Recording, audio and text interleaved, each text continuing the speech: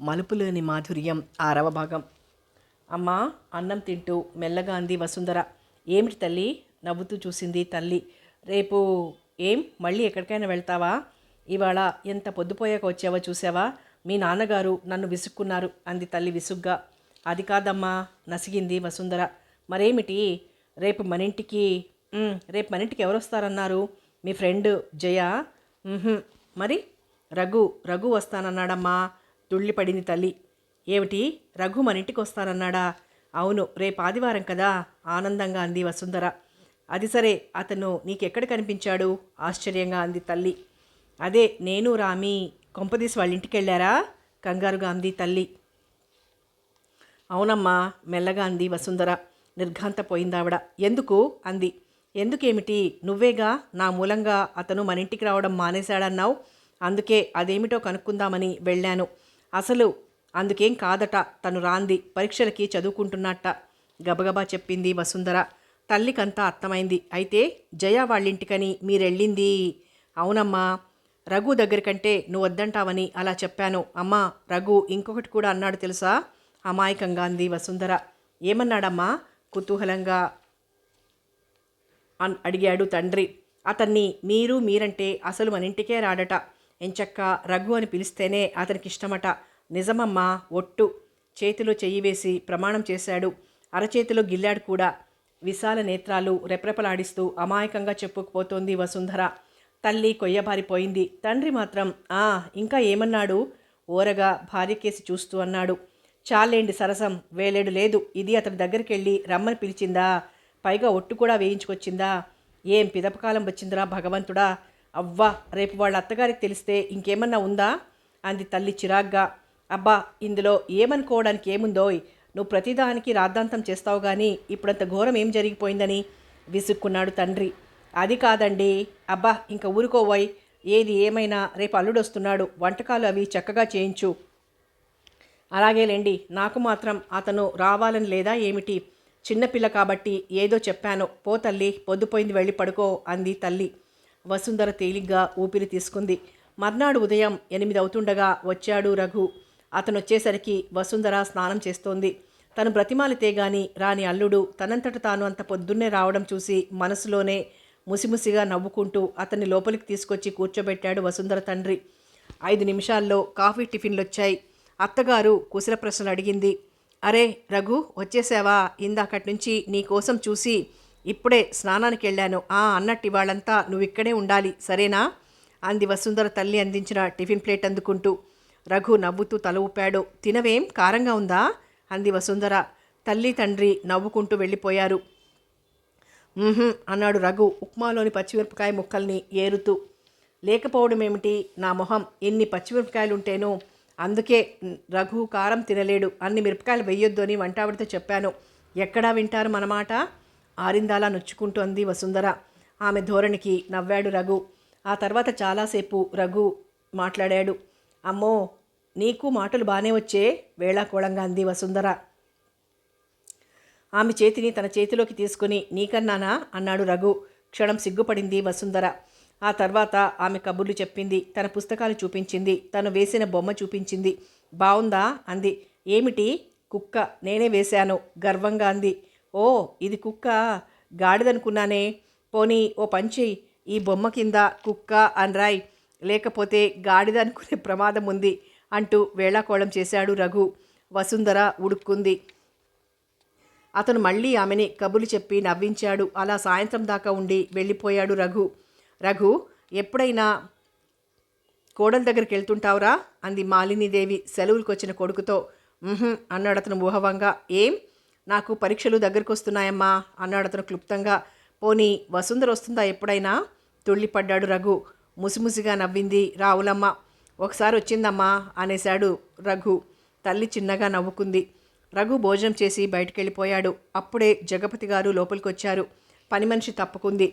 దేవి అన్నారు జగపతి గారు. ఏమిటండి? నవ్వుతూ చూసిందావిడ. మన రఘుని ఇంగ్లాండ్ పంపించి బారిస్టర్ చదివించాలనుకుంటున్నాను. ఏమంటావు? తుళ్ళిపడింది మాలినీదేవి. ఏమంటున్నారు? అంది కళ్ళు చిట్లించి. మనవాడిని ఇంగ్లాండ్ పంపుదామనుకుంటున్నాను. వద్దండి, వీడినెక్కడికి పంపొద్దు. అంత దగ్గరలో ఉంటేనే నాకు తోచడం లేదు. ఇంకా 4 రోజులు పోతే మధు కూడా వెళ్ళిపోతుంది. ఇద్దరిని వదిలి నేనుండలేను దాదాపు ఏడుస్తున్నట్టు అందావిడ.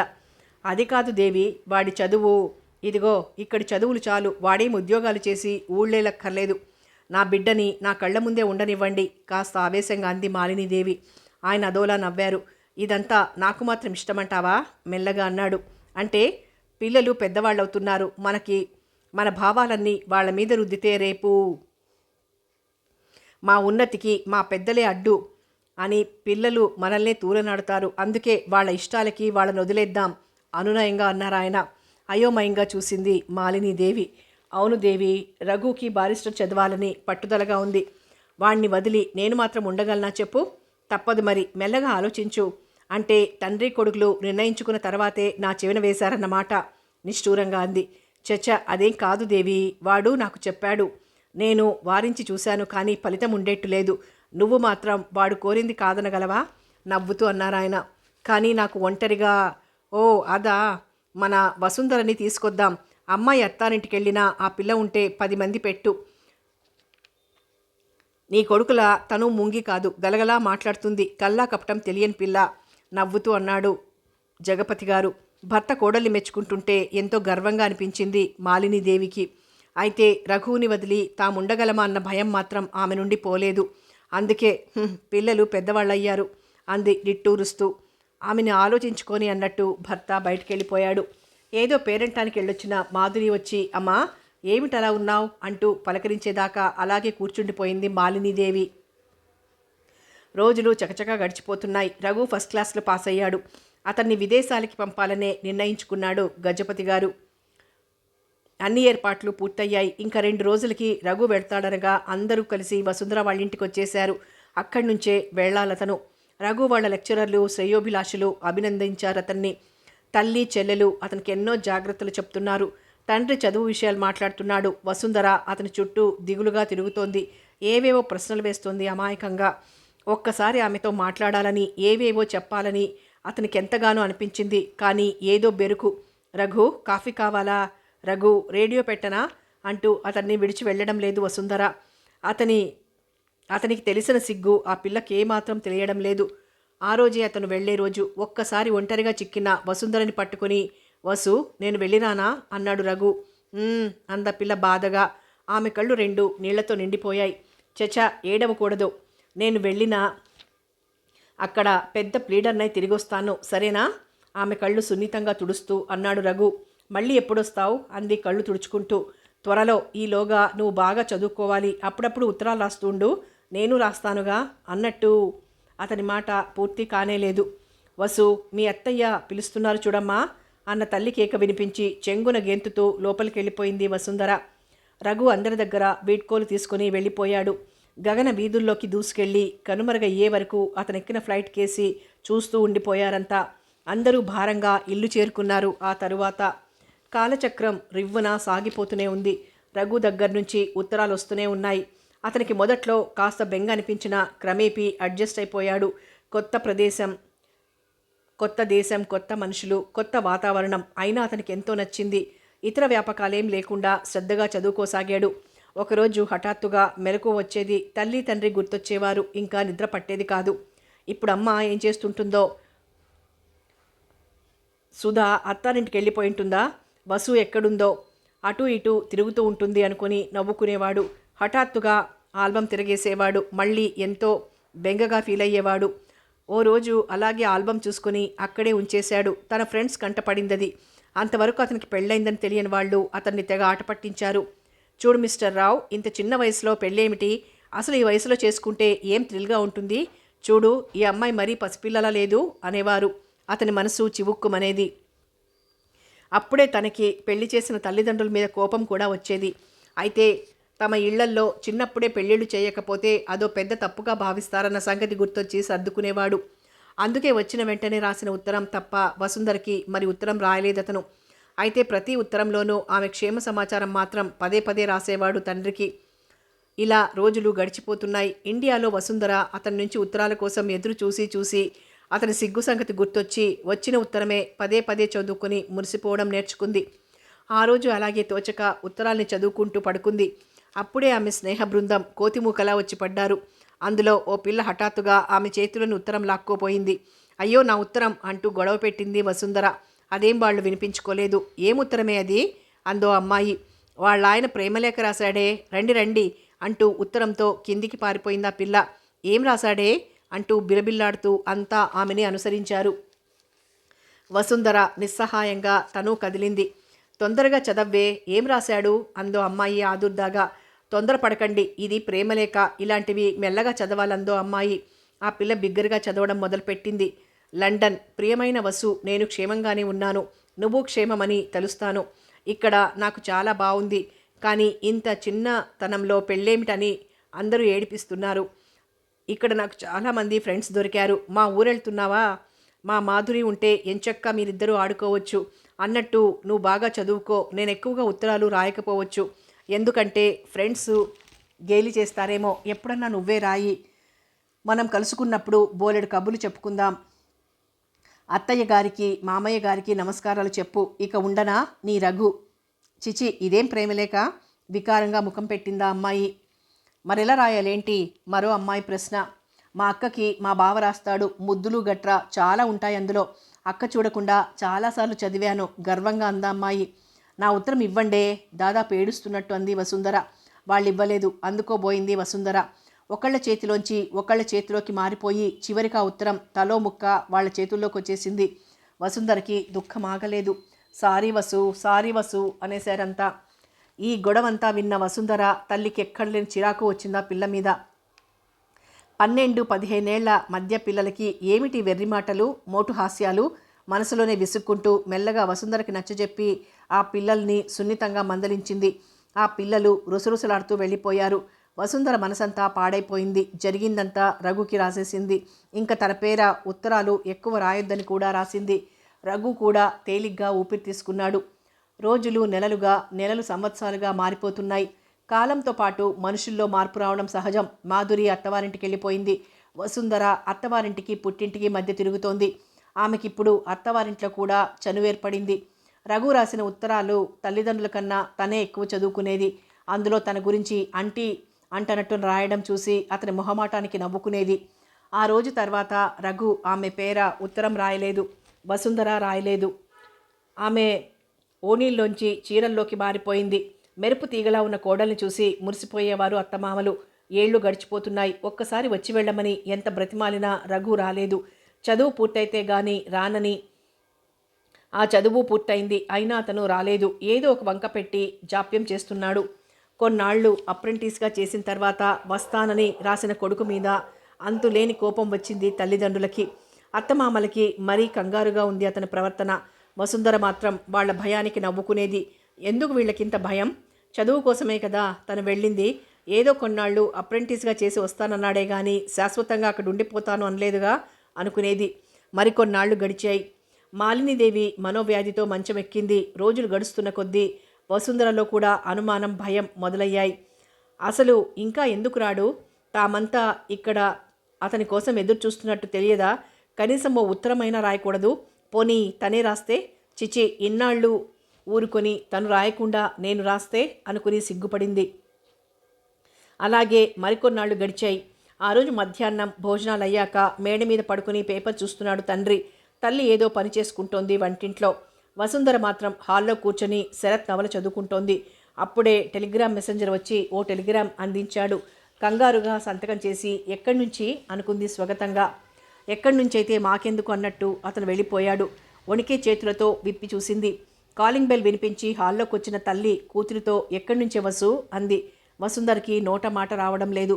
చెంపల్లోకి రక్తం చిమ్మి చెంపలు ఎర్రబడ్డాయి. ఎక్కడి నుంచే? ఈసారి మరీ కంగారుగా అడిగింది తల్లి. రఘు దగ్గర నుంచమ్మా, తనొస్తున్నట్టు కేబుల్ ఇచ్చాడు అంటూ ఆ కాగితాన్ని తల్లికిచ్చేసి రివ్వున లేడిలా తన గదిలోకి పరుగు తీసింది వసుంధర. ఆ అమ్మాయికి లేడిలా పరిగెత్తాలని, హంసలా ఎగరాలని, నెమలిలా నాట్యం చెయ్యాలని, చిన్న పిల్లలా గెంతాలని, ఇంకా చాలా చాలా అనిపించింది. మనసు గాల్లో తేలిపోతోంది. నా రఘు వస్తున్నాడు. ఇన్నాళ్టికి తన కోసం స్వదేశానికి తిరిగొస్తున్నాడనుకుని పరవశించిపోయింది. కూతురు నోటి నుంచి ఆ మాట విన్న తల్లికి కూడా కాళ్ళు చేతులు ఆడలేదు. ఒక్క హంగలో భర్త దగ్గరికెళ్ళి ఆ వార్త ఆయన చెవిన వేసింది. ఆ వార్త వాళ్ళకి తొలకరి చినుకులా, పన్నీటి జల్లులా తోచింది. కంగారుగా లేచి, జాగ్రత్త, ఇంకాసేపట్లో వియ్యాల వారు కూడా రావచ్చు, వాళ్ళకి కేబుల్ ఇచ్చాట, అన్ని ఏర్పాట్లు చేయించు అంటూ భార్య ఏదో అంటున్నా వినిపించుకోకుండా హడావిడిగా బయటికెళ్ళిపోయాడాయన. అయ్యో, ఏం సోద్యమే నా తల్లి, తండ్రి అట్ట, కూతురిట్ట, కాస్త వివరంగా చెప్పాలా? ఇంతకీ అతగాడు ఎప్పుడొస్తున్నాడు? మురిపెంగా చూస్తూ అడిగింది తల్లి కూతురు దగ్గరికెళ్ళి. రేపు. అయ్యో, రేపేనా? నయం. ఒసే రామి అంటూ హడావిడిగా వెళ్ళిపోయింది తల్లి. తల్లిదండ్రుల హడావిడి చూసి చిన్నగా నవ్వుకుంది వసుంధర. ఏం తనకు మాత్రం లేదు ఆదుర్దా అనుకుంది మళ్ళీ. రఘు ఇప్పుడెలా ఉంటాడో, బాగా పొడుగై ఉంటాడు, దొరబాబులా ఉండుంటాడు. రాగానే తనను ఎలా చూస్తాడు? మారిపోయానంటాడా? అయినా అతని ఊహే ఎందుకింత మధురంగా ఉంది? అతని పేరు తలుచుకుంటేనే ఎందుకింత పులకింత? నాలాగే తను నా కోసం ఆరాటపడుతున్నాడా అనుకుంది. ఆమెకి కాలమే గడవడం లేదు. అబ్బా, ఇంకా సాయంత్రమే కాలేదు, ఎప్పుడు తెల్లవారుతుందా? అయినా గడియారం ఏమిటింత మెల్లగా నడుస్తోంది? మళ్ళీ తన ఆతృతకి తనే నవ్వుకుంది వసుంధర. ఆ సాయంత్రం దీపాల వేళ అత్తమామలు, ప్రభు, మిగతా వారంతా దిగారు. అందరి ముఖాలు దివిటీల్లా వెలిగిపోతున్నాయి. అనారోగ్యంగా ఉన్న మాలినీదేవి తన అనారోగ్యం సంగతే మర్చిపోయింది. ఆ రాత్రి ఎవ్వరూ కన్ను ముయ్యలేదు. అవును, సంతోషం అలాంటిది మరి. రాత్రంతా పొద్దున ఎయిర్పోర్ట్కి వెళ్ళేటప్పుడు ఏం చీర కట్టుకోవాలి, ఎలా డ్రెస్ చేసుకోవాలి, హెయిర్ స్టైల్ ఎలా ఉంటే రఘుకి నచ్చుతుంది, ఇలా ఎన్నో ఆలోచనలు ఆమెను ఉక్కిరి బిక్కిరి చేసేశాయి. అందరూ ఆతృతగా ఎదురుచూసిన శుభోదయం రానే వచ్చింది. వసుంధర ఈ చీర కాదని ఆ చీర, ఆ చీర కాదని మరో చీర, ఓ 10 చీరలైనా మార్చింది. గదంతా ద్రౌపది వస్త్రాపహరణం సీనులా ఉంది. ఎలా అయితేనేం చివరికి ఎర్రంచు గల తెల్లని గద్వాల్ చీర కట్టుకుని ముత్యాల సెట్ పెట్టుకుంది. జడలో 2 తెల్ల గులాబీలు తురుముకుంది. రామి, ఈ చీరలన్నీ మడతేసేయి అని రామికి చెప్పి తెల్లని హ్యాండ్ బ్యాగ్ ఊపుకుంటూ కిందికొచ్చింది వసుంధర. రామి దాని చెల్లెలు కలిసి చీరలన్నీ మడతలు పెడుతున్నారు. కర్చీఫ్ మర్చిపోయి గదిలోకి రాబోతున్న వసుంధర రామి నోట తన పేరు వినిపించడంతో టక్కున గుమ్మంలో ఆగిపోయింది. ఏమిటో ఈ పిచ్చితల్లిని చూస్తుంటే నాకు మా జాలిగా ఉంది అంది రామి నిట్టూరుస్తూ. అదేంటక్క, అమ్మాయి గోని చూస్తే జాలి పడ్డమేమిటి? మా రాణైతేనో అంది చెల్లెలు. జాలి కాకేంటే, ఆ సంతోషం చూశావుగా, మరి ఇన్నాళ్ళకి బాబుగారు వస్తుంటే సంతోషంగా ఉండరేంటి? అయ్యో పిచ్చిదానా, ఆ బాబెల్లి ఎన్నాళ్ళాయే, ఒక్క ఉత్తరమైన రాశాడా? ఏదో చిన్నతనంలో పెళ్లి చేశారు, అప్పుడు ఊసు తెలవదు. మరిప్పుడో ఆ బాబు అక్కడెంతమంది దొరసానుల్ని చూశాడో. అసలు ఇప్పుడు ఏ దొరసాన్నో కట్టుకురావడం లేదా? అలా అని గ్యారెంటీ ఏమిటి? బాధగా అన్నది రామి. రామికి వసుంధరంటే ప్రాణం. అందుకే పెళ్ళైనా భర్త దీవూరే కావడం మూలాన ఇక్కడ పని మానలేదు. అంతేనంటావా? బాధగా అంది రామి చెల్లెలు. అలాగే అనుకుంటున్నాను, చూద్దాం వేదాంతిలా అంది రామి. రామి మాటలు విన్న వసుంధరకి మిన్ను విరిగి మీద పడ్డట్లయింది. తల తిరిగి అలా గుమ్మానికి చారగిల పడిపోయింది. క్షణంలో ఆమె ఆనందమంతా మాయమై మనసంతా శూన్యంగా అయిపోయింది. నిజంగా రఘు అలా చేస్తాడా? తనంటే ఎంత ప్రాణంగా ఉండేవాడు. కానీ అవి జరిగిపోయిన రోజులు. నిజమే, నాకింతవరకు ఆ ఆలోచనే రాలేదు. తెలిసి తెలియని వయసులో తన మెళ్ళో మంగళసూత్రం కట్టాడు. కానీ ఈనాడు అతను సంపూర్ణ యువకుడు. ఎంతోమంది దొరసానుల్ని చూసుంటాడు. వాళ్ల మోజులో పడిపోయి ఉంటాడు. అందుకే ఇన్నాళ్ళు రాకుండా అదని ఇదని కబుర్లు చెప్పాడు. నిజంగా అతనికి తనంటే ప్రేమే ఉంటే ఒక్క ఉత్తరమైనా రాయకుండా ఉంటాడా? అవును, అదే నిజం. ఇప్పుడు ఆ దొరసానిని తీసుకొచ్చుంటాడు. ఇప్పుడు నేను ఆవిడ గారికి స్వాగతం చెప్పాలా? No, I can't do that. హఠాత్తుగా పుట్టెడు దుఃఖం ముంచుకొచ్చింది వసుంధరకి. ఇంకా ఎంతసేపు వసు? అవతల టైం అయిపోతోంది. వీధిలోంచి తండ్రి కేక వినిపించి తుళ్ళిపడి లేచింది. గబగబా కళ్ళు తుడుచుకొని సాధ్యమైనంత వరకు ఏడ్చినట్టు కనిపించనీయకుండా సర్దుకొని కిందికొచ్చింది. ఇంకా ఏమిటమ్మా అన్నాడు తండ్రి. సారీ నాన్న, నాకేమిటో తల తిరుగుతోంది, మీరెళ్ళి రండి అంది. అంతా నిర్ఘాంతపోయారు ఆమె మాటలకి. బిలబిల్లాడుతూ వీధిలోకి వెళ్ళిన వాళ్ళంతా లోనికొచ్చారు. తల్లి ఆమె నుదురు తాకి, అబ్బే ఏం లేదమ్మా, రాత్రంతా నిద్రలేదు కదూ, అందుకే అలా ఉంది. కాసిని చల్లటి నీళ్లు తాగిరా, అదే సర్దుకుంటుంది అంది. అవునొదిన, పొద్దున్న టిఫిన్ కూడా తినలేదు, అందుకే బాగా నీరసించిపోయింది అంది మాలినీదేవి. ఏమ్మా రాలేవా అన్నారు మామగారు. కళ్ళు తిరుగుతున్నాయి మామయ్య మెల్లగా అంది వసుంధర. పోనీలే, మేం వెళ్ళొస్తాం, నువ్వు రెస్ట్ తీసుకో అన్నారాయన. నువ్వు రాకపోతే అతనేమైనా అనుకుంటాడు వసు మెల్లగా అంది తల్లి. ఇందులో అనుకోవడానికి ఏముందమ్మా, పరిస్థితి ఇది అని మనం చెప్పం అన్నారు మామగారు. సరే అయితే నువ్వు వెళ్ళి పడుకో అన్నాడు తండ్రి. అలాగే అన్నట్టు తల ఊపింది వసుంధర. అందరూ కార్లెక్కారు. కారు వెనక అద్దాల్లోంచి పూలదండలు గుట్టలుగా కనిపిస్తున్నాయి. అమాయకులు ఎంతో ఆశగా వెళ్తున్నారు. నూతన దంపతులను ఆహ్వానించడానికి అనుకోవడం లేదు. నిర్జీవంగా నవ్వుకుంది. కార్లు కనుమరుగైపోయాయి. అంతవరకు అతి కష్టం మీద ఆపుకున్న దుఃఖం కట్టలు తెంచుకుని ఉప్పెనలా దూకింది. చరచర తన గదిలోకెళ్ళి మంచం మీద పడి భోరుమంది. అప్పుడే గదంతా సర్దిన రామి వసుంధరని చూసి తెల్లబోయింది. అదేంటి అమ్మాయి గారు, మీరెళ్ళలా అంది. ఏం, ఊరికెనే, మొహం ఎత్తకుండానే అంది వసుంధర. ఏంటలా ఉన్నారు, ఒంట్లో బాగాలేదా? ఏం లేదులే, నువ్వు అవతలికి వెళ్ళు విసుక్కుంది వసుంధర. ఏంటో, ఇంతకుముందు లచ్చిందేవిలా ఉన్నారు అమ్మాయి గారు, ఇంతలో ఏమైందో గొడుక్కుంటూ వెళ్ళిపోయింది రామి. జగపతి గారు చేరిన 10 నిమిషాల్లో ప్లేన్ ల్యాండ్ అయింది. అందరి గుండెలు సంతోషంతో వేగంగా కొట్టుకుంటున్నాయి. 17 ఏళ్ల కుర్రాడిగా వెళ్ళిన రఘు 24 ఏళ్ల యువకుడిగా తిరిగొస్తున్నాడు. అందరు కళ్ళు పత్తికాయల్లా చేసుకుని చూస్తున్నారు దిగేవాళ్లని. అడుగో రఘు, ఆనందంగా అంది మాలినీదేవి. అంతా చూశారతన్ని. చిరునవ్వుతో చేతిని ఊపుతూ వస్తున్నాడతను. అబ్బా, ఎంత బాగున్నాడు నా బిడ్డ అనుకుంది తల్లి. దొరబాబులా ఉన్నాడు, ఎంతైనా జమీందారు బిడ్డ జమీందారు బిడ్డే, మీసం మీద చెయ్యేసుకుని గర్వంగా అనుకున్నాడు తండ్రి. 6 అడుగుల పొడవుగా ఉండి చక్కని సూటులో హుందాగా రాజటీవీతో నడిచొస్తున్న అల్లుని చూసి పొంగిపోయారు అత్తమామలు. ఫార్మాలిటీస్ అన్నీ పూర్తయ్యాక రఘు వాళ్ళ దగ్గరికి వచ్చాడు. మరుక్షణం పూలదండల్లో మునిగిపోయాడు.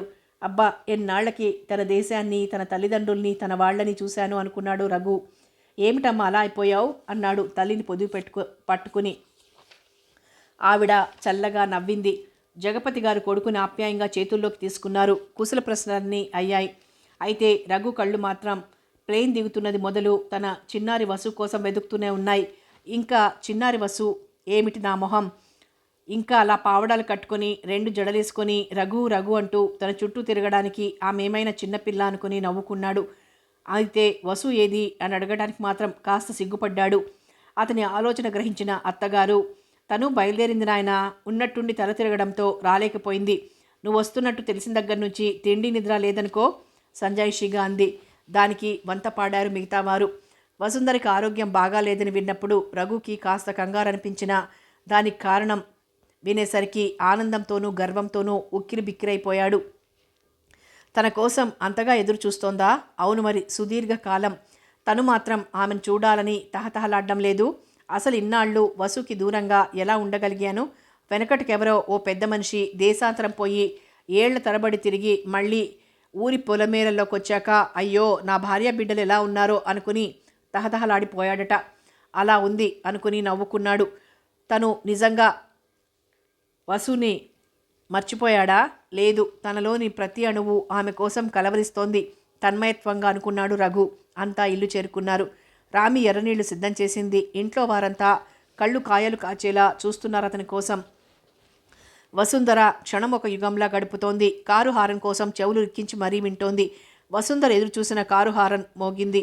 ఎందుకో గుండె జల్లుమందామెకి.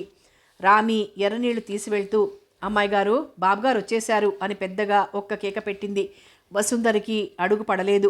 చిత్రంగా అరచేతులు చిరుచెమటలు పడుతున్నాయి. అయితే సావిట్లోని వాతావరణం ఎలా ఉందా అన్న ఆలోచన మాత్రం ఆమెని నిలవనివ్వడం లేదు. హాల్ అంతా ఒక్కసారి నవ్వులతో సరసోక్తులతో ప్రతిధ్వనించింది. అమ్మా వసు, రామ్మ పిలిచాడు తండ్రి. అందరూ ఇంత ఆనందంగా ఉన్నారంటే రఘు ఏ దొరసాన్ని తీసుకురాలేదన్నమాట. ఆనందంగా లేవబోయిన వసుంధర కాళ్ళు స్వాధీనం తప్పుతున్నాయి. అలాగే లేచింది. చెంపల్లో గులాబీలు పూశాయి. ఏమిటో మనసంతా రఘు రఘు అని కలవరిస్తున్నా అడుగు పడదేం అనుకుంది కంగారుగా. అంతలో తల్లి దూకుడుగా వచ్చి, ఏమిటి వసు ఆ మూర్ఖత్వం? ఇన్నాళ్ల తర్వాత అతనొస్తే బయటికి రావేమిటి? అతనేమనుకుంటాడు? రా, తల తిరగడం తగ్గిందా అంటూ కూతుర్ని హాల్లోకి లాక్కొచ్చింది. అంతా వసుంధర కేసి నవ్వుతూ చూశారు. కూతుర్ని కూర్చోబెట్టి టిఫిన్ల సంగతి చూడ్డానికి లోపలికెళ్ళిపోయింది తల్లి. ఏమిటిదంతా, సిగ్గే? పెద్దగా నవ్వాడు మామగారు. వసుంధర తల్లి ఇంకా వాలిపోయింది. రఘు ఓరగా చూశాడు భార్య కేసి. అతని కళ్ళు వింతగా మెరిశాయి. అబ్బా, ఈ బంగారు ప్రతిమ నా వసూయేనా? చిన్న చిన్న పిలక జడలు ఇంత పెద్దగా తాచులాంటి జడలా ఎలా మారాయి? అసలు కవులు వర్ణించే రతీదేవి నా వసు కన్నా అందంగా ఉంటుందా? నా సిగ్గుని వెక్కిరించే చిన్నారి వసులో హఠాత్తుగా ఇంత సిగ్గు ఎక్కడి నుంచి వచ్చింది అంటూ మురిసిపోయాడు. వాల్చి ఉన్న కనురెప్పల కింద కెంపు రంగులో ఉన్న చిన్ని పెదవుల మీద సున్నితంగా పెదవులాంచాలని ఆమె రెండు చేతులతోనూ ఆమెను పట్టుకొని సిగ్గుతో వంచిన ఆ తలని మెల్లగా పైకెత్తి ఆమె కళ్ళల్లోని భావాలని చదువుకోవాలని ఎంతగానో అనిపించింది అతనికి. కానీ సభ్యత అడ్డొచ్చి చూపు మరల్చాడు. వసు, బావున్నావా అని మాత్రం అన్నాడు. బావున్నాను అన్నట్టు తల ఊపింది వసుంధర. ఏమిటర్రా, ఇవేమైనా పెళ్లి చూపులా? ఇద్దరు మెలికలు తిరిగిపోతున్నారు జోక్ చేశారు జగపతి గారు. అంతా పకపకలాడారు. టిఫిన్ రెడీయేనా?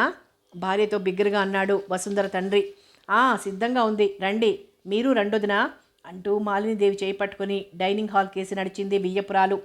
రఘు, నువ్వు వెళ్ళి మేడ మీద వసు గదిలో రెస్ట్ తీసుకుని ఆయన, వసు టిఫిన్ అక్కడికే తెస్తుంది అంది మాలినీదేవి. రఘు ముసిముసిగా నవ్వుకుంటూ మేడ మీదకి వెళ్ళాడు. నౌకర్లు సామాన్లు తెచ్చి గదిలో పెట్టారు. వసు, ఈ కాఫీ టిఫిన్ తీసుకెళ్ళి మీ ఆయనకి ఇవ్వమ్మా అంది తల్లి ప్లేటు కప్పు అందిస్తూ. వసుంధర తడబడే అడుగులతో మెల్లగా మేడెక్కింది. అడుగు పడక గుమ్మంలోనే ఆగిపోయింది. రా వసు, ఆగిపోయావేం? చిరునవ్వుతో ఆహ్వానించాడు రఘు. వసుంధర మెల్లగా లోనికి నడిచింది. వసు, ఒక్కసారిలా చూడు. వసుంధర వాలిపోతున్న కళ్ళనెత్తి ఒక్కసారి అతని కళ్ళలోకి చూసింది. ఆమె కన్నె మనసులో 1000 వసంతాలు ఒక్కసారి వచ్చినట్టు, 100 కోయిలలు ఏకకంఠాన ప్రణయగీతికలు ఆలపించినట్టు అనిపించింది. సిగ్గుల బరువుకు ఆమె రెప్పలు వాలిపోయాయి. ఏమిటా మౌనం? నవ్వుతూ అన్నాడు రఘు. కాఫీ గొణిగింది వసుంధర. కనిపిస్తూనే ఉంది, నవ్వాడు రఘు. అమ్మ ఈ టిఫిన్ అది మీకిమ్మంది. అది తెలుసు, అది సరే. రఘు రఘు అంటూ నా వెంటే తిరిగేదానివి, నన్ను ముంగినని వెక్కిరించేదానివి. ఇప్పుడేమిటి హఠాత్తుగా ఇంత సిగ్గుల మొగ్గవైపోయావు అన్నాడు రఘు ఓరగా చూస్తూ. వసుంధర మాట్లాడలేదు. అలా తల వంచుకుని నిల్చునే ఉంది. వసు, ఇప్పుడు నా కంటికి నువ్వెలా కనిపిస్తున్నావో చెప్పనా? వచ్చే నవ్వును పెదాల్లోనే బిగబట్టి చెప్పండి అన్నట్టు కళ్ళు తిప్పింది వసుంధర. ఎంచక్క తెల్లని చీర, ముత్యాల సెట్టు, బంగారు రంగు నుదుట ఎర్రని కుంకుమ బొట్టు, మోకాళ్ళను తాకే ఆ నల్లని జడ, సిగ్గుతో వాలిపోయే ఆ కాటుక కళ్ళు, చేతిలోని ఆ కాఫీ కప్పు వగైరా. అబ్బా, అచ్చం శోభనం పెళ్లికూతుర్లా ఉన్నావు కొంటెగా అన్నాడు రఘు. వసుంధర మొహం మరీ ఎర్రనైంది. ఓసారి చివ్వున తలెత్తి అతన్ని చూసి తలదించేసింది. అతనింకా నవ్వుతూనే ఉన్నాడు. కాఫీ టిఫిన్ టేబుల్ మీద పెట్టేసి గిర్రున వెనక్కి తిరగబోతున్న ఆమెను మెరుపులా లేచి అందుకున్నాడు రఘు. ఛీ, వదలండి కంగారుగా అంది వసుంధర. మనసు అదోలాంటి పరవశం పొందుతున్నా పారిపోదామనే. పారిపోను, వదలండి ప్లీజ్, ఎవరైనా చూస్తే బాగుండదు బిత్తర చూపులు చూస్తూ అంది వసుంధర. చూడకపోతే బాగుంటుందా కొంటెగా అన్నాడు రఘు.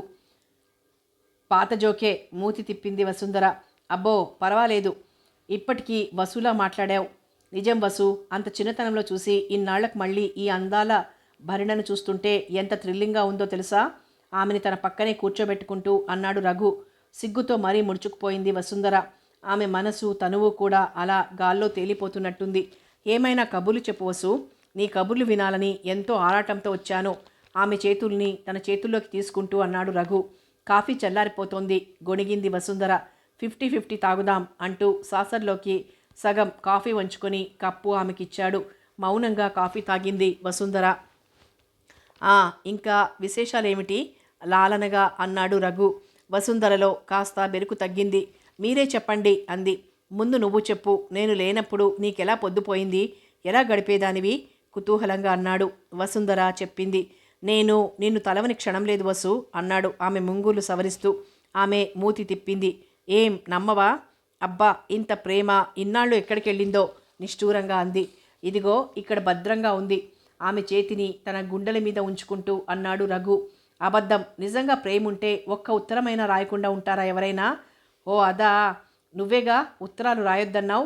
అదీగాక నీ పేర రాయలేదన్న మాటే గాని నాన్నకు రాసే ప్రతి ఉత్తరంలోనూ నీ గురించే తెలుసా? పోనీ నువ్వు రాయొచ్చుగా. 2 ముక్కలు. అందుకేనా తమరు ఎయిర్పోర్ట్కి రాంది నవ్వుతూ అన్నాడు రఘు. వసుంధర మాట్లాడలేదు. నా మీద కోపం వచ్చేనా నువ్వు ఎయిర్పోర్ట్కి రాలేదు? మరి చెప్పు వసు, ఇన్నేళ్లుగా దూరంగా ఉన్న నేను స్వదేశం వస్తుంటే నువ్వెందుకు రాలేదు? కేవలం నీ అనారోగ్యం అంటే మాత్రం నేను నమ్మను అన్నాడు రఘు. అది కాదండి, మన రామి మరేం లేదు చెప్పమంటుంటే. అబ్బే మరేం లేదండి సంశయంగా చూస్తూ ఉండిపోయింది వసుంధర. చెప్పవా? అది ఇదిగో నా మీద ఒట్టే. అయ్యో అంత మాటొద్దు అతని నోటి మీద చెయ్యి పెట్టి అంది వసుంధర. మరైతే చెప్పు ఆమె చేతిని చెంపకి రాసుకుంటూ అన్నాడు రఘు. మీరేం అనుకోకూడదు. అలాగే మరో 10 సార్లు బ్రతిమాలించుకొని రామి అన్న మాటలు, దానికి తానెంత బాధపడింది వివరంగా చెప్పింది వసుంధర. ఆమె మాటలకి ఇల్లు ఎగిరేలా నవ్వాడు రఘు. ఎందుకా నవ్వు? చిరుకోపంతో అంది వసుంధర. లేకపోతే ఏమిటి వసు? ఎవరో ఏదో అంటే మాత్రం నువ్వెలా నమ్మావు? నమ్మకేం చెయ్యను? ఇన్నాళ్లుగా ఒక్క ఉత్తరం కూడా రాయలేదు. ఓసారి వచ్చి తొంగి చూడలేదు. కనీసం ఓ ఫోటో అయినా పంపలేదు. ఇక్కడ మా ఫ్రెండ్స్ అంతా నవ్వడమే. ఓ ప్రేమలేఖ రాయని మొగుడు ఓ మొగుడేనా అని బాధగా అంది వసుంధర. పిచ్చి వసు, ఉత్తరాలు రాస్తేనే నా ప్రేమ ఉండేది. అయినా ఉత్తరాలు రాసినా నవ్వుతారు, రాయకపోయినా నవ్వుతారు. అదేం ఫ్రెండ్స్ అబ్బా? సరేలేండి, ముందు టిఫిన్ తినండి, పూర్తిగా చల్లారిపోయింది. అబ్బబ్బా, ఇందాకటి నుంచి చూస్తున్నాను. ఈ అండి అండి ఏమిటి బాబు? మునుపట్ల హాయిగా రఘు రఘు అనే పిలు. కాస్త చిరాగ్గా అన్నాడు రఘు. ఇంకలా పిలవను. తల అదోలా తిప్పుతూ మధురంగా నవ్వింది వసుంధర. ఆ నవ్వు మొహాన్ని తన్మయత్వంగా చూశాడు రఘు. ఏయ్, ఏమిటా చూపు? చటుక్కున లేవబోయింది వసుంధర. అంతే, హఠాత్తుగా అతని ఒళ్ళో పడిపోయింది. 2 క్షణాలు అలా ఉండిపోయారు. అదిగో అమ్మ, కంగారుగా అంది వసుంధర. అంతకన్నా కంగారుగా గబాల్న వదిలేశాడు ఆమెని రఘు. చెంగున లేచి వెవ్వెవ్వే అంటూ వెక్కిరించి మెరుపులా మాయమైంది వసుంధర. ఆమె చిలిపిదనానికి హాయిగా నవ్వుకున్నాడు రఘు. అయితే వసుంధర తమాషా కన్నా ఆ సీన్ వాళ్ళమ్మ కంట పడిందని, గబాల్న ఆవిడ పక్కకు తప్పుకుందని వాళ్ళిద్దరికీ తెలియదు. రఘు వచ్చిన 3వ రోజున జగపతి గారు గ్రాండ్గా పార్టీ అరేంజ్ చేశారు. దానికి అనేక మంది పెద్దలొచ్చారు. అక్కడే ప్రాక్టీస్ పెట్టాలని నిర్ణయించారు. ఒక శుభముహూర్తాన దంపతులని ఒకటిగా చేసి జగపతి దంపతులు తమ గ్రామం వెళ్ళిపోయారు. ఎంత బ్రతిమాలనా వినకుండా. కాలం వేగంగా హాయిగా గడిచిపోతోంది. రఘు ఆ ఊళ్ళో మంచి లాయర్గా పేరు ప్రఖ్యాతులు సంపాదించాడు. మరో భవంతి కట్టించాడు. వసుంధర కడుపు పండి పసిడి బొమ్మలాంటి పాప పుట్టింది. పాపకి తల్లి పేరు మాలినీదేవి అని పెట్టుకున్నాడు రఘు. ఆ అమ్మాయి తల్లి సౌకుమార్యం, చిలిపిదనం, తండ్రి టీవీ, మేనత్త అందం, తాత నాయనమ్మల దానగుణం అన్నీ పక్షపాతం లేనట్టు పుణికి పుచ్చుకుంది. కాలగర్భంలో మరికొన్ని వసంతాలు దొల్లిపోయాయి. మాలిని స్వభావం చాలా చిత్రంగా ఉండేది. ఎవరు ఏ కాస్త బాధపడినా సహించేది కాదు. ఎవరైనా ఏదైనా తన బొమ్మ కావాలంటే వెంటనే ఇచ్చేసేది. ఇది ఇవ్వొచ్చా ఇవ్వకూడదా అని కాస్తైనా ఆలోచించేది కాదు. ఎంత సుకుమారంగా ఉంటుందో అంత చలాకీగానే ఉంటుంది. సాహస కృత్యాలంటే ఆమెకు చాలా ఇష్టం. తరచూ తాతగారి గ్రామం వెళ్ళి అక్కడ వారందరితో సరదాగా గడిపేది. తానో కోటీశ్వరుడి కూతుర్ని అన్న సంగతి ఆమెకి ఏనాడు గుర్తుండేది కాదు. ఒక్కోసారి ఆమె చేసే పనులతో ప్రాణాల మీదకి కూడా తెచ్చుకునేది. ఓసారి ఓ చిత్రమైన సంఘటన జరిగింది. రఘు వాళ్ల తోటలోనే ఓ మంచి స్విమ్మింగ్ పూల్ ఉంది. దాని చుట్టూ కొంత దూరం ఫెన్సింగ్ ఉంది. ఆ పూల్కి కాస్త దూరంలో మాలి గుడిసె ఉంది. ఒకరోజు మాలి కొడుకు 3 ఏళ్ల గోపి బంతి ఆడుకుంటూ ఫెన్సింగ్ దాటి పూల్ దగ్గరకు వచ్చేశాడు. దూరాన పూలు కోసుకుంటున్న మాలిని వాణ్ణి చూసి గోపి అంది కంగారుగా. వాడు ఆగలేదు. అలా తప్పటడుగులతో పూల్ కేసి నడుస్తున్నాడు. బంతి నీళ్లలో పడిపోయింది. మాలినికి కాళ్ళు చేతులు ఆడలేదు. ఏయ్ మాలి, తొందరగా రా అంటూ పెద్దగా అరిచి గోపి దగ్గరికి పరుగు తీసింది. ఇంట్లో ఉన్న మాలి ఆ పిల్ల కేకకి కంగారుగా బయటకొచ్చి చూసేసరికి ముందు గోపి, వెనక మాలిని పరిగెడుతున్నారు. మాలి ఒక్క పరుగున అక్కడికి వెళ్ళాడు. అయితే అప్పటికే బంతి కోసం బాబు కోసం మాలిని నీళ్లలోకి దూకేశారు. మరు నిమిషం మాలి దూకి ఇద్దరిని రక్షించాడు. అది వేరే సంగతి. ఆ మాలి గజ ఈతగాడు అవడం మూలాన, సమయానికి అక్కడే ఉండడం మూలాన ఇద్దరు బ్రతికి బయటపడ్డారు. లేకపోతే ఏమయ్యేది? అది తలుచుకుంటేనే అందరికీ కాళ్ళు వణికిపోయాయి. నా బిడ్డను రక్షించిన దేవత అని మాలి, మా బిడ్డను మాకు దక్కించిన దేవుడని రఘు దంపతులు ఒకరంటే ఒకరు ఎంతో అభిమానంగా ఉండేవారు. అయితే అప్పటినుంచి కూతుర్ని ఎక్కడికి ఒంటరిగా వెళ్ళనివ్వడం లేదు వసుంధర. అయినా 7 ఏళ్ల పిల్ల 3 ఏళ్ల పిల్లాన్ని ఎలా రక్షించగలననుకుని నీళ్లలోకి దూకింది. అందులోనూ ఈవిడ గారికి ఈతైనా రాదే అంటూ తరచూ మందలిస్తూనే ఉండేది. అలా పెరుగుతున్న మాలిని మరో వసంతాన్ని దాటింది. చల్లగా సాగుతున్న సంసారాన్ని చూసి ఆ భగవంతుడు సహించలేడేమో అన్నట్టు ఆ ఇంటి దీపం హఠాత్తుగా ఆరిపోయింది. ఏదో పార్టీకి వెళ్ళొస్తుండగా కారుకి యాక్సిడెంట్ అయి అక్కడికక్కడే కన్ను మూసింది వసుంధర. రఘునాథరావు మాత్రం స్వల్పమైన గాయాలతో బయటపడ్డాడు. స్కూల్ నుంచి వచ్చిన మాలిని వెళ్ళేటప్పుడు చిరునవ్వుతో చెంప మీద ముద్దిచ్చిన తల్లి తను తిరిగొచ్చేసరికి, శవంలా దర్శనమిచ్చేసరికి తట్టుకోలేకపోయింది. వసుంధర తల్లిదండ్రులు, అత్తమామలు కూడా రెక్కలు విరిగిన పక్షుల్లా కూలబడిపోయారు. రఘునాథరావు ఓ విరాగిలా అయిపోయాడు. వసుంధర చిలిపితనం, అల్లరి, ప్రేమ మర్చిపోలేక కుమిలిపోసాగాడు. తల్లిదండ్రులు తమ బాధని దిగమింగుకొని కొడుక్కి మనవరాలికి ధైర్యం చెప్పసాగారు. తెలిసి తెలియని వయసు కావడాన మాలిని పెద్దల ఊరడింపుతో కాస్త తేరుకుంది. రఘునాథరావు మాత్రం అంత తొందరగా తేరుకోలేకపోయాడు. ఆ తరువాత అతన్ని మళ్ళీ పెళ్లి చేసుకోమని అటు వాళ్ళు ఇటు వీళ్ళు కూడా బలవంతం చేశారు. అయితే అతను మాత్రం దానికి అంగీకరించలేదు. కాలం ఎవరి కోసం ఆగదు. మరో 4-5 సంవత్సరాల్లో జగపతి గారి కుటుంబంలో చాలా మార్పులొచ్చాయి. మాధురీదేవి భర్త పోయిన తర్వాత పుట్టింటికి చేరింది. కొడుకు గురించి కూతురు గురించి దిగుళ్లతో మాలినీదేవి కన్నుమూసింది. తల్లి లేని చిన్నారి మాలినికి తల్లై సాకింది మేనత్త మాధురీదేవి. ఆమెకి సంతానం లేకపోవడాన ఆ పిల్లలోనే తన సంతానాన్ని చూసుకోవడం నేర్చుకుందామే. ఆమె ఆదరణతో మాలిని దాదాపు తల్లిని పూర్తిగా మర్చిపోయిందనే చెప్పాలి. అలా అరచేతిలోని ముత్యంలా పెరుగుతున్న మాలిని తల్లి కన్నా చురుగ్గా లావణ్యవతిగా తయారైంది. అయితే ఆమెలోని దయాగుణం దానగుణం వయసుతో పాటు పెరిగిందే తప్ప ఏమాత్రం తగ్గలేదు. ప్రతిరోజు స్కూల్కి వెళ్తూ 5-6గురినైనా ఎక్కించేది ఆ కారులో. ఆమెకి పేద గొప్ప అన్న భేదం అసలే తెలియదు. ఇదంతా చూసిన మాధురీదేవి, అమ్మా మాలు, మరీ అంత అలగా జనంతో తిరగకూడదమ్మా, మన వంశం. ఆమె మాట పూర్తి కాకుండానే తేలిగ్గా నవ్వేసేది మాలిని. ఆ రోజు మాలిని ఎందుకో ఒంటరిగానే స్కూల్కి వెళ్తోంది. దారిలో హఠాత్తుగా ఏ డ్రైవర్ కారాపు అంది. సడన్ బ్రేక్తో కారాగిపోయింది. ఏమిటి అన్నట్టు చూశాడు డ్రైవర్. అటు చూడు, కాస్త దూరంగా ఉన్న ఓ వంతెన మీద కూర్చుని ఏడుస్తున్న ఓ పిల్లని చూపిస్తూ అంది. ఇద్దరు కారు దిగారు. మాలిని గబగబా ఆ పిల్ల దగ్గరికి వెళ్ళి ఎందుకు ఏడుస్తున్నావు అంది స్నేహపూర్వకంగా చూస్తూ. మాలిని పలకరింపుతో ఆ పిల్ల దుఃఖం మరీ రెట్టింపైంది. చెచ్చా, ఎందుకా ఏడుపు, ఏం జరిగిందో చెప్పు చనువుగా ఆ పిల్ల కళ్ళు తుడుస్తూ అంది మాలిని. ఆ పిల్లకి దాదాపు 12 ఏళ్లుంటాయి. మరి కాసేపు బ్రతిమాలాక ఆ పిల్ల చెప్పిన వివరాలవి. తను స్కూల్కి వెళ్తుంటే దారిలో కారు ట్రబుల్ ఇచ్చిందట. డ్రైవర్ పక్కనే ఉన్న మెకానిక్ షాప్కి వెళ్ళాడట.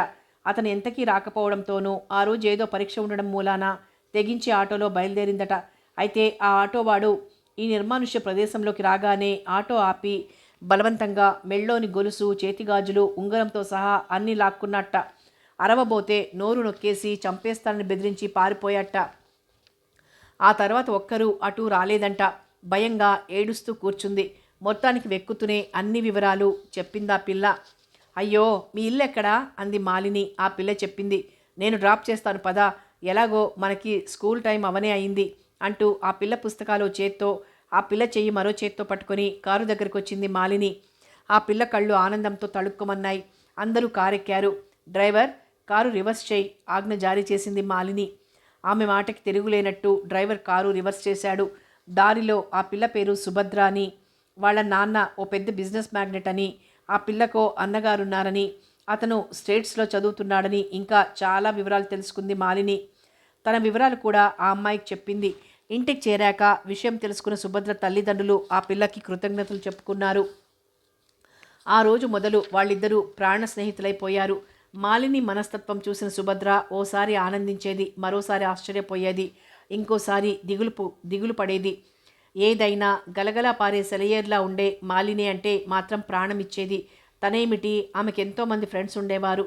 చాలా కాలం తర్వాత ఓ రోజు మాలిని ఫ్రెండ్స్తో కలిసి సినిమాకి వెళ్ళింది. అయితే తామనుకున్న సినిమాకి హౌస్ఫుల్ బోర్డు దయ్యంలా దర్శనమిచ్చింది. కాసేపు దిగులు పడ్డారు స్నేహితులంతా. ఏం చేద్దాం పదండి దిగులుగా అందో అమ్మాయి. నో, ఇవాళ పిక్చర్ చూసి తీరాలి అంది మాలిని. ఎలా? సెకండ్ షోకి వెళ్దాం. ముందు కొందరు గొణిగినా చివరికి సరే అన్నారు. ఎందుకంటే ఆ పిక్చర్ అంటే మాలినికి చాలా ఇష్టం. హోటల్లో భోంచేసి సెకండ్ షో చేస్తామని కంగారు పడద్దని ఎవరిళ్లకు వాళ్ళు ఫోన్లు చేసుకున్నారు. ఫోన్ లేని వాళ్ళకి మాలిని నౌకరు వెళ్ళి చెప్పేలా ఏర్పాటు చేసింది. తరువాత కాసేపు అలా తిరిగి హోటల్లో భోంచేసి మళ్ళీ థియేటర్ దగ్గరకు వచ్చారు. టికెట్స్ తీసుకుని లోపలికి వెళ్ళి కూర్చోగానే పిక్చర్ బిగినైంది. పిక్చర్ చాలా ఇంట్రెస్టింగ్గా ఉంది. అంతా సీరియస్గా చూస్తున్నారు. ఇంటర్వెల్ ముందు ఎందుకో తల తిప్పి చూసిన మాలినికి థియేటర్ వరండా స్తంభాన్ని ఆనుకుని కునికిపాట్లు పడుతున్న ఓ 8 ఏళ్ల కుర్రాడు కనిపించాడు లీలగా. వాడి కాళ్ల మీద ఓ పసివాడు బోర్లా పడుకుని నిద్రపోతున్నాడు. మాలిని మనసెందుకో చేదుగా అయిపోయింది. ఇంకా ఆమె దృష్టి సినిమా మీదకి పోలేదు. వాణ్ణి చూస్తూ కూర్చుంది. ఇంటర్వెల్లో లైట్స్ వెలిగాయి. అయినా ఆ పిల్లాడికి మెలకువ రాలేదు. అలా గోడకి చేరగిలబడి నిద్రపోతూనే ఉన్నాడు. అతని కాళ్ల మీద బిడ్డ నెలల గుడ్డుగా, పక్కనే ఉన్న బ్యాగ్లో పాలసీసాలు నాప్కిన్స్ ఉన్నట్టు గమనించింది మాలిని. బిలబిల్లాడుతూ క్యాంటీన్ కేసు నడుస్తున్న స్నేహితుల్ని అనుసరించింది పరధ్యానంగా. వాళ్ళు క్యాంటీన్ దగ్గరగా వెళ్ళనే లేదు. హఠాత్తుగా వెనక ఏదో గొడవ వినిపించి చివ్వున వెనుదిరిగారంతా. ఆ దృశ్యం చూసి కొయ్యబారిపోయారంతా. మాలిని వణికిపోయింది. ఇందాక పసివాడిని కాళ్ల మీద పడుకోబెట్టుకున్న కుర్రాడు హృదయ విదారకంగా ఏడుస్తున్నాడు. వాడి చేతిలోని పసివాడు మరో పెద్ద మనిషి చేతిలో ఉన్నాడు. అతని భార్య కాబోలు ఆ కుర్రాన్ని ఎడాపెడా బాధేస్తోంది. నాకు నిజంగానే తెలియదమ్మగారు. రెండు చేతులు జోడించి ఏడుస్తున్నాడు వాడు. తెలియదా? ఇందాక ఉన్న ఉంగరం ఇంతలో ఏమవుతుంది? అలగా జాతి, అలగా బుద్ధులు చెప్పు, లేకపోతే ఇవాళ నీ ప్రాణాలు తీసేస్తాను అరుస్తోందామె వాడి జుట్టు పట్టి గుంజుతూ. విషయం ఏమిటంటే ఆ ఇల్లాలు కొత్తగా వాడిని పనిలో పెట్టుకుందట పసివాడిని ఎత్తుకోవడానికి. అయితే ఈరోజు అంత ఇంటిని వీడి మీద వదిలి రాలేక ఎలాగో పిల్లాడిని ఎత్తుకోవాలి కదా అని వాణ్ణి తీసుకొచ్చారట. వాడు బాబుని పాలసీసా వగైరాలని పెట్టుకుని వరండాలో కూర్చున్నాడట. ఇంటర్వెల్లో చూస్తే పసివాడి చేతి రవ్వల ఉంగరం కనిపించలేదట. అందుకని వాణ్ణి కొడుతున్నారు. అందరూ ఇది మరో సినిమా అన్నట్టు చూస్తున్నారు. వాడేం చెప్పినా ఎవ్వరూ వినిపించుకోవడం లేదు. మరోసారి పరిసరాలు వాడి జేబులు వెతికారు. ఉంగరం దొరకలేదు. ఆవేశం తగ్గని ఇల్లాలు మరి 4 వడ్డించింది. ఆగండి, పసివాణ్ణి ఎందుకు అలా చంపేస్తారు? దోవలో ఎక్కడైనా పడిపోయిందేమో. అయినా దొంగిలించిన వాడు ఇంకా ఇక్కడే ఉంటాడా? ఊరుకోలేని మాలిని ఏదో చెప్పబోయింది. ఒక్కసారి ఉరిమి చూసిందావిడ. అవును, సొమ్ము మీది కాదుగా, ఎన్నైనా చెప్తారంటూ. సొమ్ము నాదైనా పసివాడిని పట్టుకొని అంతలా చంపయ్యను ఆవేశంగా అంది మాలిని. ఆవిడతో మీకేమిటండి? పోలీసులకు అప్పచెప్పండి. 4 తంతే వీడి తల్లో జేజమ్మ పలుకుతుంది. ఉచిత సలహా చెప్పాడో ప్రబుద్ధుడు. అందుకే ఇలాంటి వెధవల్ని చేర్చొద్దంటాను. రుసరుసలాడుతూ పిల్లాడిని ఎందుకోబోతున్న ఆవిడ గారి నోరు టక్కున మూతపడింది. అంతా కుతూహలంగా చూశారు. పసివాడు ఒత్తైన జుట్టులో ఇరుక్కుని మిలమిలా మెరుస్తోంది రవ్వల ఉంగరం. ఆ ఇల్లాలి మొహం వెలవెలబోయింది. భర్త ఉంగరాన్ని జేబులో వేసుకుంటూ భార్యకేసి కొరకొర చూశాడు. ఇంత ఖరీదైన నగ పసివాడికి పెట్టడం ఎందుకు? కనిపించలేదని ఇంత గలాబా ఎందుకు అని. పాపం, అనవసరంగా ఏ పాపం ఎరగని పసివాడిని పట్టుకొని బాధేసింది మహాతల్లి అని ఇందాక వాణ్ణి తిట్టిన వాళ్లే ప్లేట్ ఫిరాయించి ఆ దంపతుల్ని దుయ్యబట్టారు.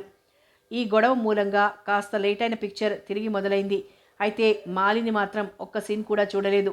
పిక్చర్ పూర్తయింది. వాడికి పసివాడిని అందిస్తూ ఇంటికి రమ్మన్నారు ఇందాకటి దంపతులు. వాడు రానన్నట్టు తల ఊపాడు.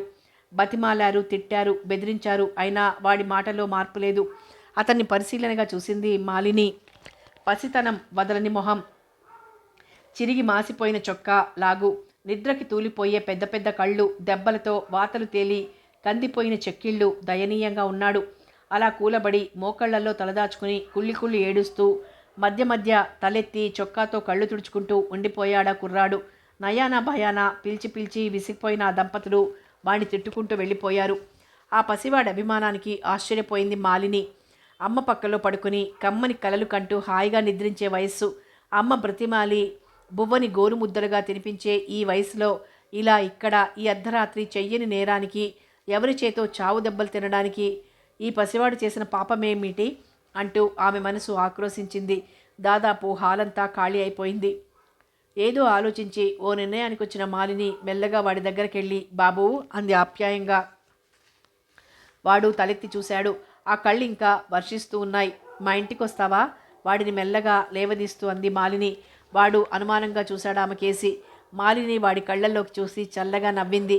ఆ నవ్వులో వాడికి ఏం కనిపించిందో ఆరాధనగా అలా చూస్తూ ఉండిపోయాడో క్షణం. మా ఇంటికి తీసుకెళ్తాను, వస్తావా మళ్ళీ అంది.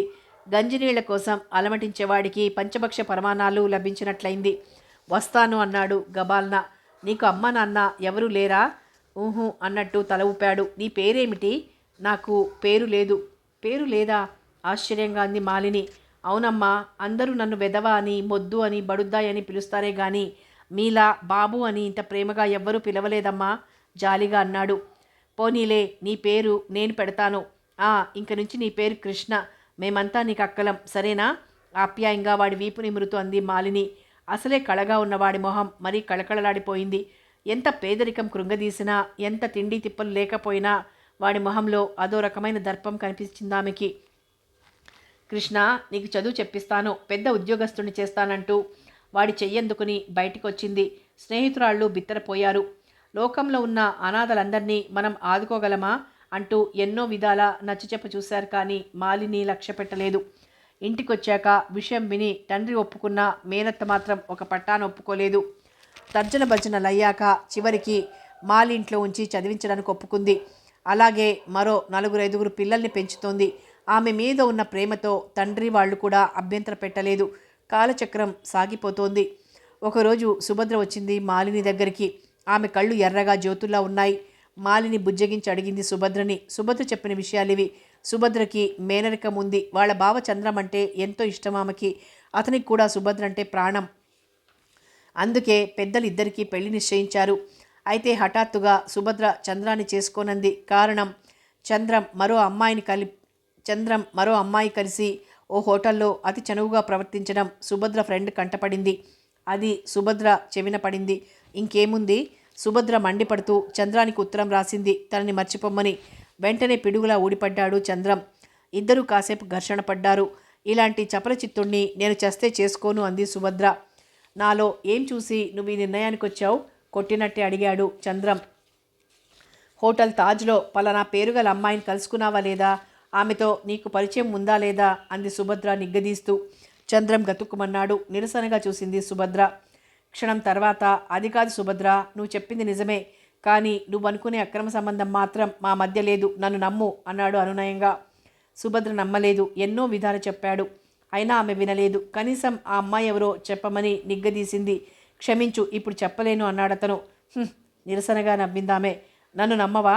నమ్మను, చచ్చినా నమ్మను ఆవేశంగా అంది. నమ్మకపోతే పో. ఇంత నమ్మకం లేని దాన్ని చేసుకుని నేను మాత్రం ఏం సుఖపడతాను అంటూ విసురుగా వెళ్ళిపోయాడు చంద్రం. ఇది మాలిని జరిగిన సంగతి. నాకు మా బావకి సంబంధం సెటిల్ అయిందన్న సంగతి కూడా నీకు చెప్పనందుకు నన్ను క్షమించు వెక్కి వెక్కి ఏడుస్తూ చెప్పింది సుభద్ర. మాలిని సుభద్రని ఓదార్చింది ధైర్యవచనాలతో. నన్నేం చేయమంటావు మాలిని? బేలగా అడిగింది సుభద్ర.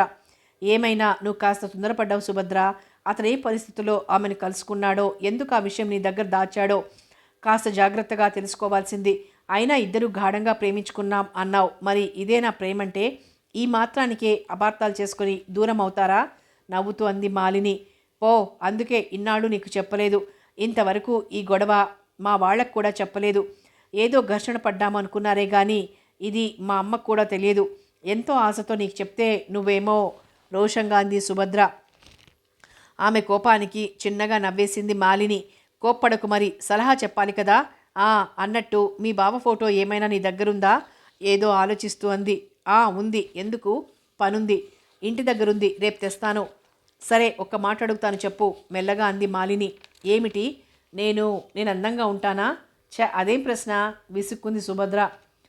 అవసరమైన ప్రశ్నేలే, అడిగిన దానికి జవాబు చెప్పు. నేను అందంగా ఉంటానా? నీకు వంక పెట్టగలవాడు ఇంకా పుట్టలేదు. అయితే నేను మీ బావని ప్రేమించేస్తాను. ఏమిటా వాగుడు? కోపంగా అంది సుభద్ర. కంగారు పడకమ్మా సుభద్రాదేవి, నేను చెప్పింది జాగ్రత్తగా విను. మీ బావ ఫోటో, మీ మామయ్య గారింటి అడ్రస్సు వగేరాలన్నీ ఇవ్వు. నేను సరాసరి అక్కడికి వెళ్ళి తిష్టవేసి అతని గుణగణాల్ని కనిపెట్టేస్తాను. నిజంగా అతను చపలచిత్తుడే అయితే నా మీద ఓ కన్ను వెయ్యక మానడు. ఏమంటావు? బానే ఉంది, కానీ ఎలా వెళ్తావు? అనుమానంగా అంది సుభద్ర. ఆ మధ్య మీ మామయ్య పిల్లలకి ట్యూషన్ టీచర్ కావాలని పేపర్లో ప్రకటన ఇచ్చారన్నావుగా, అలా ట్యూటర్గా వెళ్తాను. నువ్వంతటి దానివే. అయితే మరో ప్రమాదం ఉంది. ఏమిటది? అక్కడ మా అన్నయ్య ప్రభు కూడా ఉన్నాడు. వాడు ఇక్కడికి వచ్చినప్పుడు నువ్వు మీ తాతగారి దగ్గరికి వెళ్ళావు. స్టేట్స్ నుంచి రాగానే మళ్ళీ మామయ్య దగ్గరికి వెళ్ళిపోయాడు. అందుకే నువ్వు వాడిని చూడలేదు. అదోలా నవ్వుతోంది సుభద్ర. అయితే మరేం లేదు, మా అన్నయ్య మరీ హిందీ సినిమా హీరోలా ఉంటాడు. ఒకవేళ నువ్వే వాడిని చూసి ఏం మాటలు? సిగ్గుపడింది మాలిని. నిజం మాలిని, మా అన్నయ్య ఎంతో స్మార్ట్గా నీకు తగ్గట్లుగా ఉంటాడు. అది చూద్దాం సుభద్ర. నీకోటి తెలుసా? ఏమిటి? క్షణం తటపటాయించింది మాలిని. ఎందుకో చెంపలు అదోలా కందాయి. చెప్పు మాలు, ఏమిటి? ఆప్యాయంగా అంది సుభద్ర. మీ అన్నయ్యకి నన్ను అడుగుదామని చూస్తున్నారు డాడీ. నేను అతనితో పర్సనల్గా మాట్లాడితేనే కానీ వాళ్ళని అడగొద్దన్నాను. వాట్? ఆనందంతో స్నేహితురాల్ని చుట్టేసి ముద్దులతో ముంచెత్తింది సుభద్ర. ఏమిటిది? తెగ సిగ్గుపడిపోయింది మాలిని. నిజంగా నాకు చాలా సంతోషంగా ఉంది మాలిని అంది సుభద్ర. అందుకే ఈ వంకతో వెళ్తే అక్కడ మీ అన్నయ్య మనస్తత్వం కూడా నాకు తెలుస్తుంది. అలాగే అన్నట్టు చూసింది సుభద్ర. ఆ తర్వాత ఇంట్లో ఎలా చెప్పాలి అన్న ప్రశ్న ఎదురైంది. గంటల తరబడి తర్జన భర్జన పడి ఒక నిర్ణయానికి వచ్చారు స్నేహితురాళ్ళిద్దరూ. ప్రతి సమ్మర్లోనూ మాలిని వాళ్ళంతా కలిసి ఏ ఊటీనో కాశ్మీరో పోతుంటారు ఓ నెల్లాళ్ల పాటు. ఈసారి మాధురీదేవి ఆరోగ్యం బాగుండని కారణాన ప్రయాణం సంగతి పెండింగ్లో పడింది. ఇదే సమయమని తన ఫ్రెండ్స్తో పాటు ఈసారి ఊటీ వెళ్తానని, జాగ్రత్తగా తిరిగొస్తానని ఎన్నో విధాల బ్రతిమాలి చివరికి తండ్రిని అత్తని ఒప్పించింది మాలిని.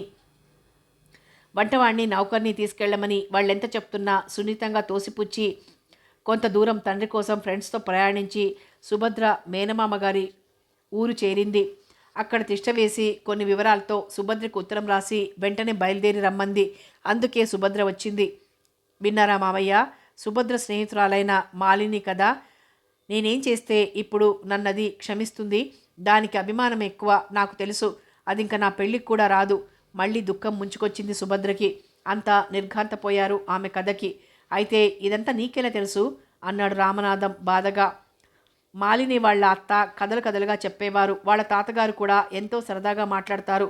వాళ్ళు ఇవన్నీ ఆనందంగాను బాధగాను చెప్తుంటే అలా తన్మయులమై వింటుండే పోయేవాళ్ళం.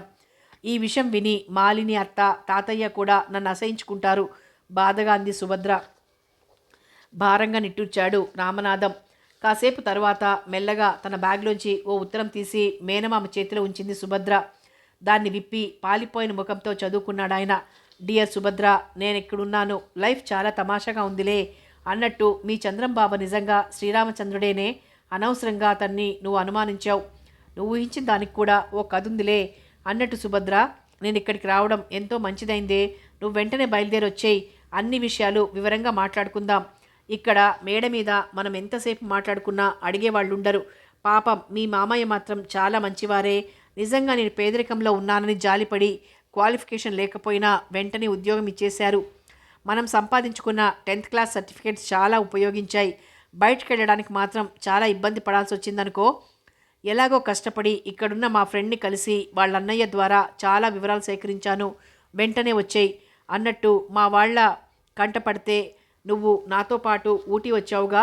మరో సంగతి మర్చిపోకు. ఇక్కడ నా పేరు లలిత, గుర్తుంటుందిగా. ఉంటాను మరి, నీ మాలిని. ఉత్తరం చదివిన రామనాథం మొహం మరీ పాలిపోయింది. వెంటనే ఉత్తరం చేతులు మారింది. ఒక్కసారి ఆమెని కళ్ళారా చూడాలి. జరిగిన దానికి క్షమార్పణలు చెప్పుకోవాలి. కానీ ఇప్పుడు వెళ్తే నా ఐశ్వర్యం చూసి వచ్చానని ముఖాన అంటే అనుకొని కుమిలిపోయాడు రవి. చచా, ఎంత ఫూల్లా ప్రవర్తించాను. ఎంత మంచి స్వర్ణావకాశాన్ని చేజేతులా జారవిడ్చుకున్నానో అనుకుని ప్రభు మరింత మదనపడ్డాడు. అయితే ఎవరెన్ని విధాల బాధపడితే మాత్రం జరిగేది జరగకుండా ఆగుతుందా? చంద్రం సుభద్రల పెళ్లికి లగ్నాలు నిశ్చయించేశారు. ఆ సంగతి ఫోన్లో చెప్పింది సుభద్ర మాలినికి. చాలా సంతోషం సుభద్ర అందామె ముభావంగా. నా మీద కోపం పోలేదు కదూ? జాలిగా అంది సుభద్ర. చచా, నీ మీద కోపం దేనికి సుభద్ర? ఇందులో నీ ప్రమేయం ఏముంది? అయినా ఒకందుకు మేలే జరిగిందిగా అంది మాలిని నవ్వేస్తూ. ఆంటీకి నా మీద మరీ కోపంగా ఉంది. 1-2 సార్లు ఫోన్ చేస్తే విసుక్కున్నట్లు మాట్లాడారు. దాదాపు ఏడుస్తున్నట్టు అంది సుభద్ర. అదేం కాదు సుభద్ర, అత్త సంగతి నీకు తెలుసు కదా. ఆవిడ కోపం తాటాకుల మంట. నా పెళ్ళికి వస్తారుగా మెల్లగా అంది సుభద్ర. ఆ అమ్మాయికి మాలిని వాళ్ళ ఇంటికి వెళ్ళడానికి ధైర్యం చాలడం లేదు. ఎందుకు రాను? Thank you. ఫోన్ పెట్టేసింది సుభద్ర. భారంగా కూలబడిపోయింది మాలిని. ఆమె ఎంతైనా రవిని మర్చిపోలేకపోతోంది. అతనంటే మొదటి నుంచి ప్రత్యేక అభిమానం ఉందామెకి. కాస్త మొండిగా దురుసుగా ఉంటాడని, తనతో కావాలనే కయ్యానికి కాలు దువ్వుతాడని తెలుసు. అయినా అదంతా తన మీద ఒకలాంటి ఇష్టమేనని ఆమె అప్పుడే గ్రహించింది. తనని పిచ్చిగా ఆరాధిస్తున్నాడని కూడా తెలుసుకుంది. మనసు తియ్యగా అయిపోయింది. కానీ మొన్నటి అతని ప్రవర్తనతో అతనన్నా విరక్తిగానే ఉందామెకి. పెళ్లి రోజు దగ్గరికి వచ్చేసింది. రేపు రాత్రి పెళ్ళనగా 2 బస్సులు నిండుగా మగపెళ్లివారు దిగారు. అంత క్రితం రోజే సుభద్ర తల్లిదండ్రులు వచ్చి మాలిని వాళ్ళని పిలిచి వెళ్ళారు, కాస్త ముందుగానే రమ్మని. అయితే మాలిని వెళ్ళలేదు. ఆ మధ్యాహ్నం మాలిని మేడ మీద పడుకుని ఏదో పుస్తకం చదువుకుంటోంది. హఠాత్తుగా ఆమె చెవిన ఒక పరిచయ స్వరం పడింది. గబాల్న మెట్ల మీదుగా తొంగి చూసింది. అంతే, ఆమె గుండె జల్లుమంది. చిన్న బ్రీఫ్ కేసుతో రవి తండ్రి అతన్ని కూర్చోబెట్టి మర్యాద చేస్తున్నాడు. వంటావిడ అందించిన కాఫీ యాంత్రికంగానే తాగేసి మెల్లగా సూట్ కేసు అందిస్తూ, సార్ డబ్బు అన్నాడు గొణిగినట్టు. విన్నాను. నెక్లెస్ సుభద్ర తీసుకెళ్ళిందటగా. ఏమిటో ఒక్కోసారి చిత్రంగా జరుగుతుంటాయి ఇలాంటివి. అతి మామూలుగా అన్నాడు రఘునాథరావు. ఆయన సంస్కారానికి మరీ కుచించుకుపోయాడు రవి.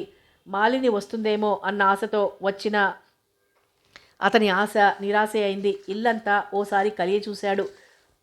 కుబేరుని భవంతిలో ఉన్న ఆ ఇల్లుని మాలిని కనిపించక వెలవెలపోయినట్లయింది అతనికి. మెల్లగా లేచి 2 చేతులు జోడించి, వస్తానండి, మాలిని గారిని క్షమించమని చెప్పండి, మా వల్ల ఆవిడకి తీరని అవమానం జరిగిందంటూ గిర్రున తిరిగి చరచరా వీధిలోకెళ్ళిపోయాడు రవి. కారులో కూర్చోబోతూ ఎందుకో తలెత్తిన అతని కళ్ళకి తను చూడడం గమనించి పక్కకి తప్పుకున్న మాలిని కనిపించింది. బరువెక్కిన హృదయంతో కారు స్టార్ట్ చేశాడు. పై అంతస్తులోంచి అతని కారు కనుమరుగయ్యే వరకు అలా చూస్తూనే ఉండిపోయింది మాలిని. పెళ్లి పందిరి అతి కోలాహలంగా ఉంది. వీధంతా కార్లు, స్కూటర్లు చీమల బారుల్లా తీర్చి ఉన్నాయి.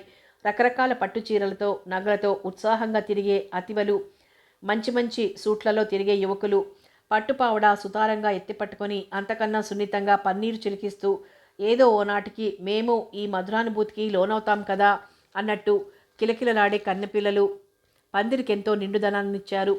చిన్నపిల్లల కేరింతలు, శ్రవణానందకరంగా వినిపిస్తున్న మంగళ వాయిద్యాలు, పురోహితుల మంత్రాల ఘోషలు వివాహ దీప్తిని చాటుతున్నాయి. బ్రహ్మాండంగా అలంకరించిన వివాహ వేదిక మీదికి సుభద్రని బుట్టతో సహా తీసుకొచ్చి కూర్చోబెట్టాడు రామనాథం. అందరూ పకపకలాడారు. సుభద్ర కళ్ళల్లో కోటి దివ్వెల వెలుగు, చంద్రమోహంలో అంతులేని ఆనందం. ఒక్క రవి తప్ప అందరూ ఆ దృశ్యాన్ని నయనానందకరంగా చూస్తున్నారు. రవి కళ్ళు మాత్రం మాలిని కోసం ఆతృతగా ఎదురు చూస్తున్నాయి. ఎంతైనా ప్రాణ స్నేహితురాలు పెళ్లికి రాకుండా ఉంటుందా అన్న ఆశ ఇంకా చావలేదతనికి. అయినా సుభద్ర అంత ఆనందంగా ఎలా ఉండగలుగుతోంది? అసలు తన మూలానేగా ఇది జరిగింది. చచ, ఏం స్నేహమో అంటూ విసుక్కున్నాడు మనసులోనే. పందిరి గుంజనానుకుని హీరోలా నిల్చొని పెళ్లితంతు చూస్తున్నాడు ప్రభు. వధూవరుల మధ్య తెరతీసేశారు. జీలకర్ర బెల్లం పెట్టగానే వధూవరుల మీద అక్షతల వర్షం కురిసింది. అంతా కుతూహలంగా చూస్తున్నారు. పెళ్లితంతు అంతా ఒకేలా ఉన్నా ఎన్నిసార్లు చూసినా విసుగురాదు. సరికదా, ఇంకా చూడాలనే ఉంటుంది. బేరర్ అందరికీ కూల్ డ్రింక్స్ అందిస్తున్నాడు. ఫోటోగ్రాఫర్ ఫోటోలు తీస్తున్నాడు. పాకెట్స్ అందించే వాళ్ళు ఆ పని చూస్తున్నారు. వెళ్లబోతున్న అతిథుల్ని మరో 10 నిమిషాలు ఉండమని వధూవరుల తండ్రులు కోరడంతో వారు కూర్చుండిపోయారు. మాంగల్య ధారణ జరగబోతుండగా పోజు మార్చి చూడబోయిన ప్రభు తన భుజం మీద ఓ పెద్ద తాచు పడినంతగా హడలిపోయాడు. ఒళ్లంతా చెమటలు పట్టింది. ఆ హీరో పోజంతా నీరుగారిపోయింది. అందుకు కారణం పెళ్లికూతురు జడ సూత్రధారణ కనువుగా ఎత్తిపట్టుకున్న అమ్మాయి. ఆ అమ్మాయి నవ్వుతూ ఏదో అంటుంటే అతని తల్లి కూడా నవ్వుతోంది. ప్రభు ఆ కంగారు దశలో ఉండగానే సూత్రధారణ జరిగిపోయింది. ప్రభు అంటూ పిలిచాడు తండ్రి. చిరుచెమటల్ని తుడుచుకుంటూ వెళ్ళాడతను. పావని అన్నాడు మళ్ళీ. ఇందాకట అమ్మాయి వచ్చి నిల్చుంది వినయంగా. ఇతన్నా కొడుకు, మీకు తెలుసుగా, ఈమె నాకు కాబోయే కోడలు. పేరు పావని. BA పాస్ అయింది. మళ్ళీ వారమే వీళ్ల వివాహం. ఈమెకి తల్లిదండ్రులు లేని కారణంగా మా ఇంట్లోనే ఆ శుభకార్యం జరిపిస్తాం. మీరంతా దయచేసి ఆ శుభకార్యానికి కూడా విచ్చేసి వధూవరుల్ని ఆశీర్వదించవలసిందిగా కోరుకుంటున్నాను అన్నారు భూషణం గారు. పందిరంతా చప్పట్లతో నిండిపోయింది. పావని వినయపూర్వకంగా అందరికీ ఒకసారి నమస్కరించి లోనికెళ్ళిపోయింది. ప్రభు నోరెత్తలేదు. నేను చేసుకోను అనలేదు. ఎవరినడిగి నిర్ణయించారు అని గద్దించలేదు. పిల్లిలా జారుకున్నాడు. అవును మరి ఎలా అంటాడు? పావని అన్న కృష్ణ, చంద్రం మంచి స్నేహితులు. పావని మధురంగా పాడుతుంది. ఓసారి ఆమె కచేరీకి వెళ్ళిన ప్రభుకి ఆమె జగదేక సుందరిలా కనిపించింది. మెల్లగా పరిచయం చేసుకుని పెళ్లి వరకు లాగాడు. అయితే పెళ్ళైతేనే గాని ఆమె లొంగదని గ్రహించి కుంటి సాకులు చెప్పి అప్పటికప్పుడు గుళ్ళో పూజారి సమక్షంలో చిన్న ఎత్తున పెళ్లితంతు అయిందనిపించాడు. అయితే కృష్ణతో కొన్ని షరతులు పెట్టాడు. మా పెళ్లి సంగతి మా చంద్రం వాళ్ళకు కూడా ప్రస్తుతం తెలియనివ్వకూడదని. అమాయకులైన అన్నా చెల్లెళ్ళు అతని మాటలు నమ్మారు. అంతే. 3 నెలల తర్వాత ఆ ఛాయలకే రావడం మానేశాడు. అదేమంటే తనకేమీ సంబంధం లేదు పొమ్మన్నాడు. రచ్చకీడిస్తే జరిగే నష్టం మీకే సుమా అని బెదిరించాడు. కృష్ణ ఇక గత్యంతరం లేక విషయమంతా చంద్రంతో చెప్పుకున్నాడు. అతను కాసేపు ఆలోచించి, అంతా నేను చూస్తానులే, నువ్వేం కంగారు పడకు అంటూ అభయం ఇచ్చాడు. ఆ విషయంలోనే 4-5 సార్లు హోటల్ తాజ్లో ఆమెను కలుసుకోవడం జరిగింది. అయితే చంద్రం మాత్రమే తెలిసిన సుభద్ర స్నేహితులు ఈ వార్త ఏదో ఘోర వార్త అన్నట్టు సుభద్రతో చెప్పారు. దానికి ఫలితమే ఇదంతా. పెళ్లి మొత్తం జరిగిపోయాక వెళ్ళిపోతానని కూర్చున్నాడు రవి. అందరూ తెల్లబోయారు. అప్పగింతల దాకానైనా ఉండమని మేనత్త బ్రతిమాలింది. అయినా రవి వినలేదు. అతని అవస్థ గమనిస్తూనే ఉంది సుభద్ర. ప్లీజ్ రవి వెళ్ళకు అంది. అరే ఏమిటంత మొండితనం? మనసులో నవ్వుకుంటూనే పైకి చిరాగ్గా అంది. ఇందులో మొండితనం ఏముంది? నీకు మాలిని రాలేదని దిగులుగా ఉంది కదూ, మెల్లగా అంది సుభద్ర. దిగులెందుకు, నిష్ఠురంగా అన్నాడు రవి. మరేమిటి నీ బాధ? ఏం లేదు కానీ సుభద్ర, మీ ఫ్రెండ్ది ఎంత రాతిగుండే అన్నాడు గంభీరంగా. ఏం, మామూలుగా ప్రాణ స్నేహితురాలువైన నీ పెళ్ళికి కూడా రాలేదంటే? ఓ అదా, పోన్లే రవి, అంకులాంటి వచ్చారుగా నిర్లక్ష్యంగా అంది సుభద్ర. ఓసారి ఆమె కేసి తీక్షణంగా చూసి, పోన్లే ఇంక నేను వస్తాను అంటూ లేచాడు రవి. వెళ్ళక తప్పదా? అన్నట్టు రవి, మనందరం గ్రూప్ ఫోటో తీయించుకుందాం. అది కాగానే తప్పకుండా వెళ్ళిపోదువు గాని, ఈలోగా దక్షిణం వైపున నా గదిలో పెట్టె మీద పూలదండలున్నాయి, కాస్త తెచ్చిపెట్టు ప్లీజ్ అంది సుభద్ర. అలాగే అన్నట్టు తలుపి చరచరా దక్షిణం వైపున గదిలోకి వెళ్ళాడు రవి. అక్కడ పెట్టె మీద పూలదండలు లేవు కానీ మంచు బిందువులు పడ్డ తెల్ల గులాబీలా మాలినీదేవి కూర్చుని ఉంది. ఒక్క క్షణం అతని హృదయమంతా తియ్యగా అయిపోయింది. కానీ వెంటనే తేరుకుని ఐఎమ్ సారీ అంటూ గిర్రున వెనక్కి తిరిగాడు. రవి, మధురమైన పిలుపు. కాళ్ళకి బంధాలు వేసినట్టు ఆగిపోయాడు రవి. అయితే వెనక్కి తిరగలేదు. మిస్టర్ రవి మళ్ళీ పిలిచింది Malini. Sorry Malini, really I'm very sorry. జరిగిన దానికి నేనెంతో సిగ్గుపడుతున్నాను. ఈ మాట మీతో చెప్పాలనే ఆరాటపడ్డాను. నా ఆశ నెరవేరింది. బాయ్, గుడ్ బై మాలిని వణుకుతున్న గొంతుతో అనేసి ఓ అడుగు వేశాడు రవి. మధురంగా నవ్వింది మాలిని. అతని హృదయం జల్లుమంది. Ravi, I love you Ravi, I love you చటుక్కున లేచి అంది మాలిని. చివ్వున వెనుదిరిగాడు రవి. ఏమన్నారు? నిజం రవి, నేను మిమ్మల్ని ప్రేమిస్తున్నాను, నాకు మీరు కావాలి కళ్ళు వాల్చేస్తూ అంది మాలిని. మాలిని అంటూ ఒక్కంగలో ఆమెను సమీపించి చేతులతో చుట్టేశాడు రవి. మాలిని, ఇది నిజమేనా, కల కాదుగా? నో, నువ్వెప్పుడు నాదానివే, నిజంగా నాదానివే. అవును మాలిని, నిన్ను చూసిన మరుక్షణంలోనే నేను నీ వాణ్ణైపోయాను అంటూ ఆవేశంగా ఆమె చెంపలు నుదురు చుంబిస్తూ అన్నాడు రవి. నేను కూడా తన్మయత్వంగా అంది మాలిని.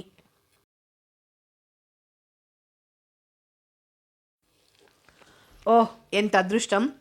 ఆనాడు తోటలో జుట్టు విరబోసుకుని చిక్కు తీసుకోలేక అవస్థపడుతుంటే నేనే వచ్చి అందమైన నీ కురుల్ని ముడవాలనుకున్నాను. ఎందుకో నిన్ను రెచ్చగొట్టాలని, పోట్లాడుతునైనా నీ సమక్షంలో ఉండిపోవాలని అనుకునేవాణ్ణి. ఎందుకో నిన్ను చూస్తుంటే పేద పిల్లలా అనిపించేది కాదు. అందుకే ఎన్నో రకాలుగా పరీక్షించి తృప్తిపడేవాడిని. ప్రభు నీ కేసు చూసినా, నువ్వు ప్రభు కేసు చూసినా ఆవేశం అంచులు దాటేది. కానీ నా ప్రేమ సంగతి ఇప్పుడు చెప్తే ఆస్తి చూసి ఆశపడ్డావని నువ్వెక్కడ అపార్థం చేసుకుంటావో అని భయపడ్డాను. నిజంగా ఐఎమ్ వెరీ లక్కీ తనను తాను మర్చి అంటున్నాడు రవి. మధురంగా నవ్వింది మాలిని. రవి, జరిగిందేదో జరిగిపోయింది, అన్నీ మన మంచికే అనుకుందాం. అందుకే ఈరోజే మన జీవితంలో అతి ముఖ్యమైన మలుపు అంది మాలిని ఆరాధనగా అతని కళ్ళల్లోకి చూస్తూ. ఆ మలుపులోని మాధుర్యమంతా నాది అన్నాడు రవి ఆమె ముంగుర్లు సరిచేస్తూ. ఆ మధురిమలన్నీ నావి. మాలిని పెదవులకేసి కొంటెగా చూస్తూ అన్నాడు రవి మళ్ళీ. మాలిని చెంపలు కెంపులయ్యాయి. అతని ఎదలో ముఖం దాచుకుని, ఆ మలుపులోని మాధుర్యం మనిద్దరిదీను అంది గుసగుసగా. రవి బలమైన చేతులు ఆమెను చుట్టేశాయి. May I come in please? Ramanatham గొంతు బయట నుంచి కంగుమంది. ప్రేమికులు తుళ్ళిపడి దూరంగా సర్దుకున్నారు. మే ఐ కమిన్ ప్లీజ్ మళ్ళీ అన్నాడాయన. ఎస్ కమిన్ గంభీరంగా అంది మాలిని. ఆయన లోనికొచ్చి, నా పేరు రామనాథం, ఇక్కడేదో ఓ అల్లరి అమ్మాయి ఉందట, ఆ అమ్మాయికి బుద్ధి గట్రా చెప్పాలట. ఉద్యోగం కోసం వచ్చాను, చాలా పేదరికంలో ఉన్నాను, దయచేసి ఆ ఉద్యోగం నాకు ఇప్పిస్తారా అన్నాడు వినయంగా. లేదు సార్, ఆ ఉద్యోగంతో ఇంకా పని లేదు సీరియస్గా అంది మాలిని. అదేం? ఆ అమ్మాయికి బుద్ధొచ్చేసింది, అల్లరి పూర్తిగా మానేసింది అంది మాలిని ఆయన పాదాలు తాకుతూ. చచా, భలే దానివే, ఇదేమిటి అంటూ ఆమెను లేవదీశాడు రామనాథం. అందరి మనసుల్లోనూ ఆనందం వెల్లివిరిసింది. పావని తన కథనంతా విని ఆదరించిన అత్తమామలకి, తనకి తోడ్పడిన చంద్రం తదితరులకి మనస్ఫూర్తిగా కృతజ్ఞతలు చెప్పుకుంది. ఎప్పుడు రవి నీ ప్రయాణం అంటూ వచ్చింది సుభద్ర. నువ్వు తరిమినా వెళ్ళనింకా సీరియస్గా అన్నాడు రవి. అందరూ నవ్వారా మాటకి. మళ్ళీ వారం జరగబోయే పెళ్లిళ్ల కోసం ఆతృతగా ఎదురుచూస్తున్నాయా జంటలు. సమాప్తం. మలుపులోని మాధుర్యం నవల సమాప్తం. మరో మంచి నవలతో మళ్ళీ కలుద్దాం.